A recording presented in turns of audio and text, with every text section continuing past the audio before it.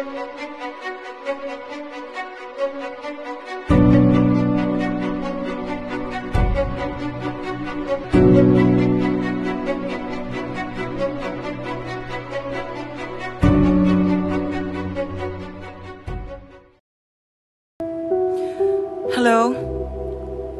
for my followers and for those who were interested in listening to what I was able to achieve, what I've seen about Biringan o Biringan.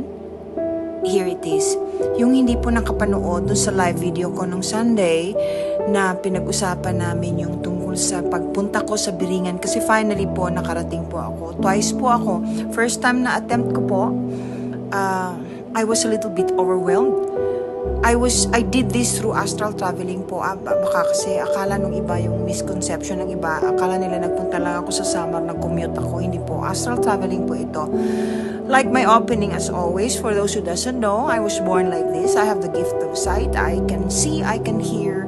I was born like this. I'm able to see and hear things that other people cannot see and hear.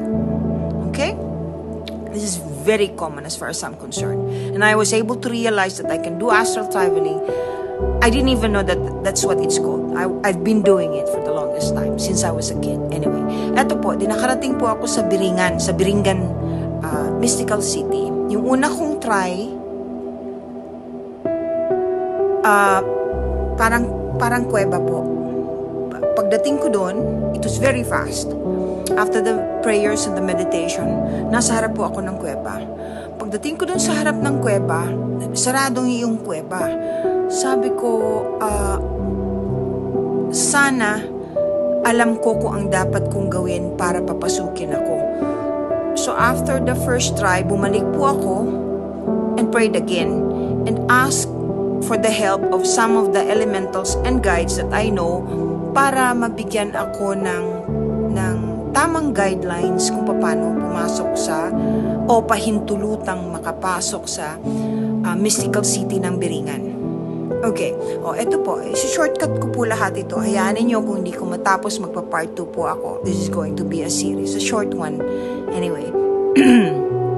Naganda po ako in my mind's eye. Meaning po, I imagined that I was carrying a bunch of beautiful flowers at mga prutas.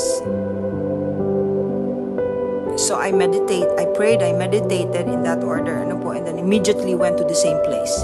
Nandun uli ako sa kuweba. Pagdating ko dun sa kuweba, nagbukas po yun. Nagbukas yung kuweba. I was so excited, I have to keep calm. Pagbukas, meron po akong nakitang parang waves, para po ang feeling ay nasa ilalim ako ng tubig, dagat o basta tubig po.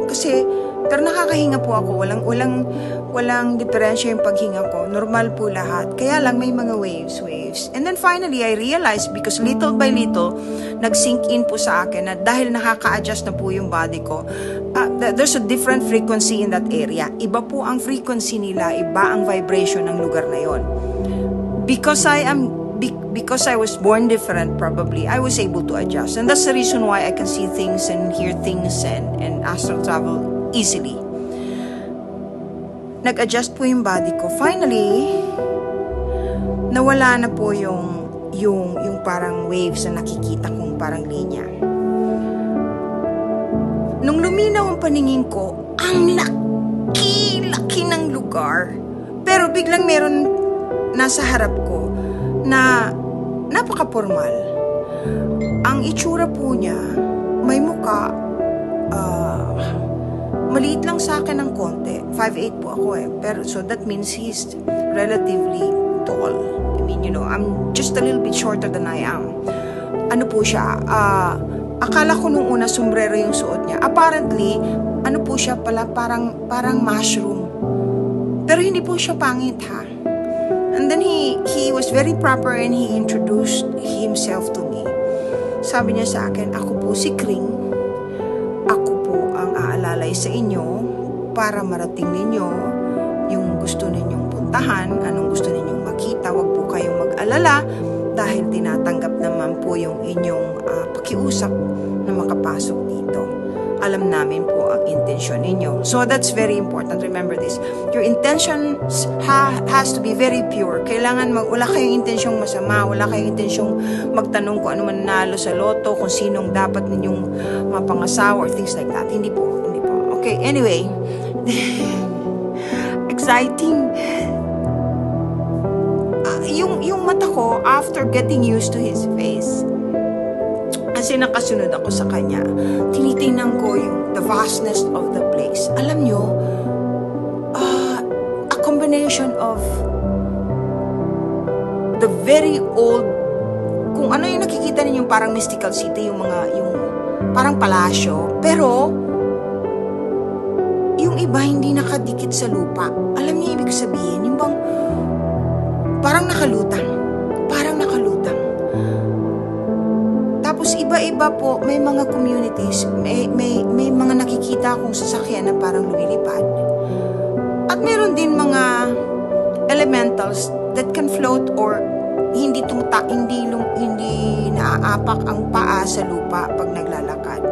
I don't know if you get what I mean. Ito po yung part na napakahirap para sa akin kasi yung nakikita ko, ang hirap i-describe verbally. By the way, pag nag-uusap po kami, hindi po yun verbal through mental telepathy ang communication namin. So that's why I understand him very well. Tapos meron po ako napaka-colorful at napakabango. Ang bango-bango nung lugar. Alam niyo ba yung pinaghalong, yung amoy,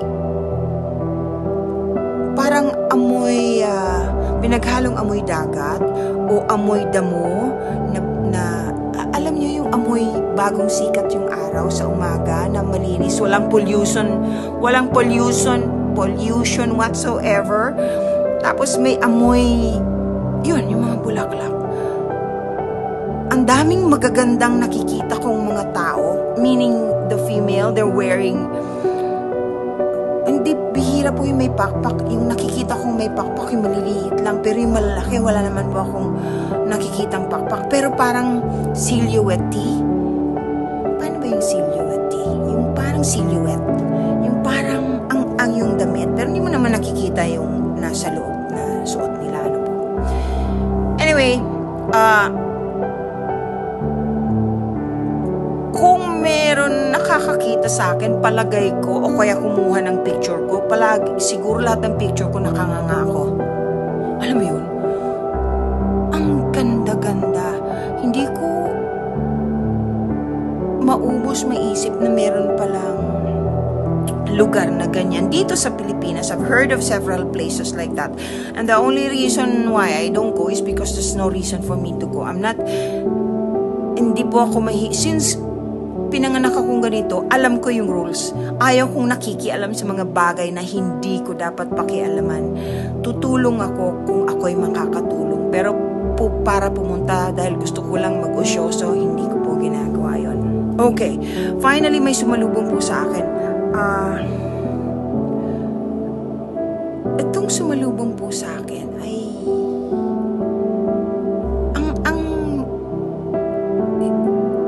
para pong kahit hindi siya nagsasalita, alam mong kagalang-galang siya. Tapos yung mata po niya, parang makikita mo yung puso at kaluluwa niya. The purity of the way he would look at me, the purity of what I can see in his eyes and in his soul is so unexplainable.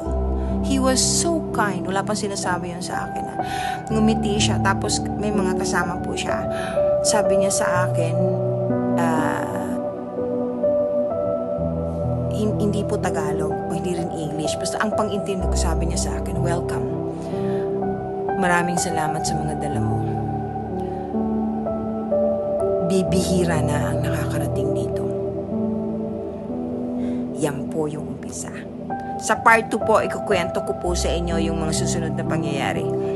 You better be interested because this is so amazing. God bless everyone.